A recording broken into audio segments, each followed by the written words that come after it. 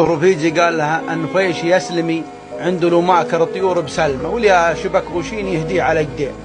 أبطل ماكر ما صار بوشين وثر الأمور تردت عند قديع وثر عيال عمه خذوا شيخته وتردت أموره.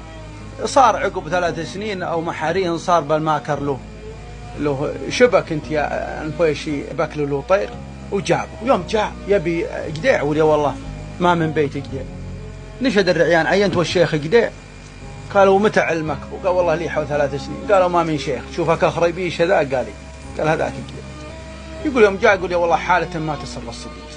وش بك يا قديع؟ قال والله تردت أموري يا أنفيشي وهل أنت تشوف. قالوا وتقعد هاللون. قالوا وش تبيني يا عم؟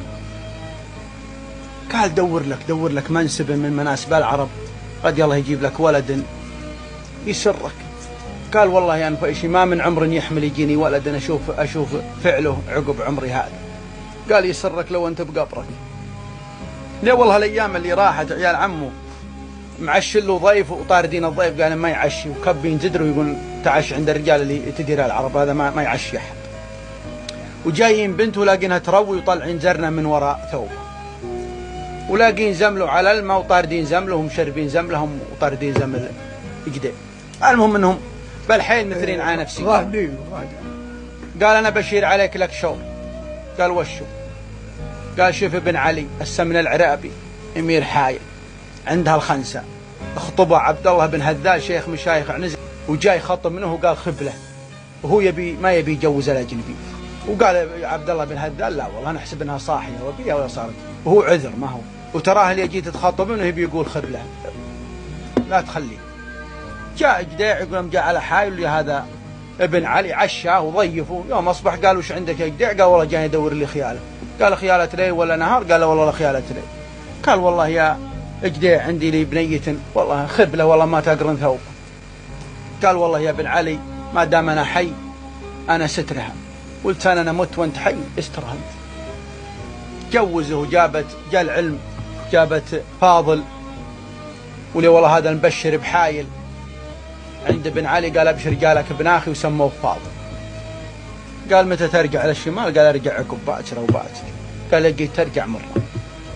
والله يوم جاي يعطيه جنيهات ذهب بشاره الرجال هذا يقول يا والله معطيها كالكرده لافه منديل.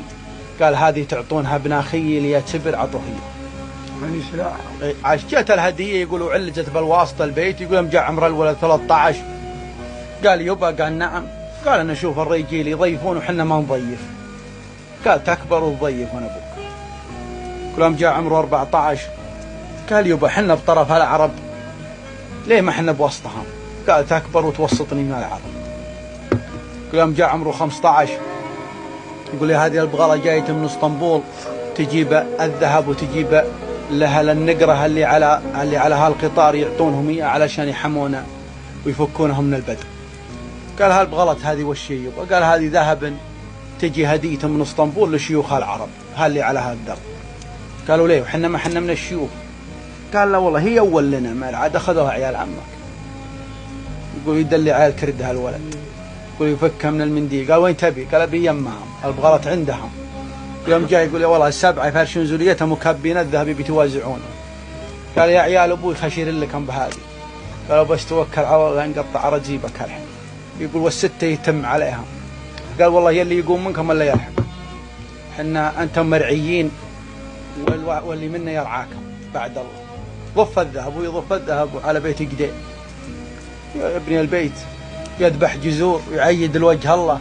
قال وين راعى الربابه؟ قال نعم. قال تعال العذر يا الاجواد 10 اندمحناه و5 خفيهن وهم بيناتي. الاوله مقرون تخته تغشاه يلفح حدبها فوق جيب العباتي. والثانيه ضيفي تخطراه والضيف ضيف الله من المكرمات. والثالثه زملي بسيفه تولاه يقول انا اليوم هذه سواتي. والرابعه ولد جاري تعشاه خلى حريمه بالعرب صايحاتي. والخامسة قلبي من الغل شقاه وودع بيبان الضماير مواتي. تركته اليما تمكنت بقضاه وجلا صدى قلبي يعنى الفايتاتي. عافية يا فرخ خلف قيم تغذاه يا غاذي الوكري من الخاسرات. ترجع شيخة بالفاضل.